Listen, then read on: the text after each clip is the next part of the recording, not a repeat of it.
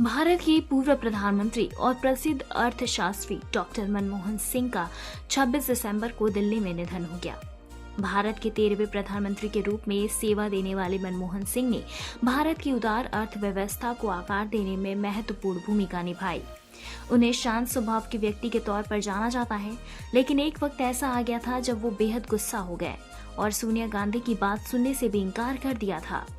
दरअसल अमेरिकी राष्ट्रपति जॉर्ज बुश भारत दौर पर थे और 12 मार्च 2006 को राष्ट्रपति भवन में उनकी जबरदस्त खातिरदारी की जा रही थी। एक समझौते के तहत अमेरिका भारत को शांतिपूर्ण उद्देश्यों के लिए यूरेनियम सप्लाई करने और अपनी सहमति देने जा रहा था। इसे भारत अमेरिकी परमाणु करार कहा जाता है, पर यह सब इतना आसान नहीं था।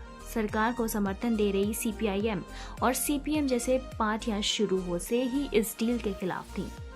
मनमोहन सिंह के नेतृत्व वाले UPA सरकार की तकरीबन हर नीति पर वार्म मोर्चों की छाप स्पष्ट दिखाई पड़ रही थी, पर परमाणु करार लेफ्ट नहीं, प्रधानमंत्री मनमोहन सिंह की व्यक्तिगत रुचि का मामला था जो कि आगे बढ़ा तो लेफ्ट पार्टियों ने इसका खुलकर विरोध करना शुरू कर दिया। सरकार पर पीछे हटने का दबाव बनाने लगी, लेकिन प्रधानमंत्री मनमोहन सिंह ने इसे अपनी व्यक्तिगत प्रतिष्ठा का सवाल बना लिया और पीछे हटने से इनकार कर दिया। नतीजन अगले 2 साल तक लेफ्ट और कांग्रेस के बीच जमकर जुबानी जंग चली।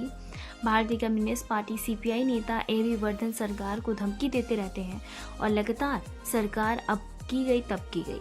उस दौर में कहा जाने लगा था कि वर्धन की जुबान खुलती है तो सरकार और संगठन दोनों ही थर्राने लगते हैं। इसी दौरान वर्धन ने पत्रकारों से पूछा कि सरकार कब तक सुरक्षित है, तो उन्होंने जवाब दिया कि शाम 5 बजे तक तो सुरक्षित है, लेकिन आगे का मैं नहीं जानता। मामला एकदम गर्मा गया। इतना ही कहा जाता है कि तब कांग्रेस और UPA अध्यक्ष सोनिया गांधी ने इस मामले के बीच बचाव की कोशिश की, लेकिन PM मनमोहन सिंह इस मामले पर झुकने को तैयार नहीं।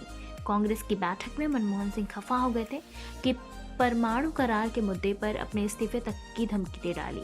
नतीजा ये हुआ कि कांग्रेस को मनमोहन सिंह के सामने झुकना पड़ गया।